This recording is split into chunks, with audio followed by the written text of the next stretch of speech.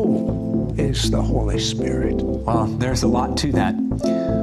But I like to say that the Holy Spirit is Jesus without boundaries and limitations. The Holy Spirit is Jesus on the cloud, as you would put it in technical terms like technology. The Holy Spirit is the one who gives us boldness to evangelize. Think about what he did with Peter in Acts chapter 2. The same man who denied Jesus now boldly proclaiming the gospel. And for every time he denied Jesus, 1,000 people came to the Lord. Think about the Holy Spirit and how he stirs faith within the soul, causing us to believe for the miraculous in ways that we would not have otherwise believed. The Holy Spirit is the one who helps us to pray, because no man or woman, no matter how anointed they are, knows the way into the presence of God. Only the Holy Spirit knows the way into the presence. And so in prayer, he guides us. In worship, he reveals Jesus and makes him real, causing our hearts to be stirred and burn with holy fire to where we cannot contain that passion that overflows with us as adoration of Jesus.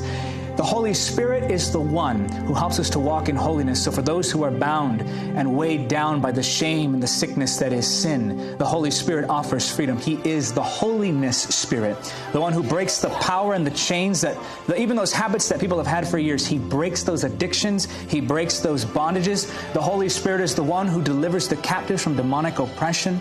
The Holy Spirit is the one who moves in us and gives us revelation of the Word. Sometimes when we read the Word, we're saying, I just want to see Jesus. He causes the information of the Word to go from just information to revelation, and revelation brings transformation. The Holy Spirit is the one who goes with us and gives us the words to speak when we don't know what we should say. In those moments where we're saying, Holy Spirit, help me. I don't know how to win this one to the Lord. I don't know how to speak. The Holy Spirit will stir within you words that come straight from the Father. The Holy Spirit is the one who opens the heart of the sinner, causing them to go from stubborn, stone-hearted individuals to people who bow before Jesus as Lord. The Holy Spirit is the one who anoints us for ministry and appoints us into the call of God. He takes ordinary lives and makes them lives that transform the world. I like to say that a single moment spent in the presence of the Holy Spirit can transform your life, but a life spent in the presence of the Holy Spirit can transform the nations. The Holy Spirit is that something more. He's that deep stirring. What was it, do you think, that caused the martyrs to lay down their lives and say, take my blood, we want to preach the gospel. Jesus is Lord.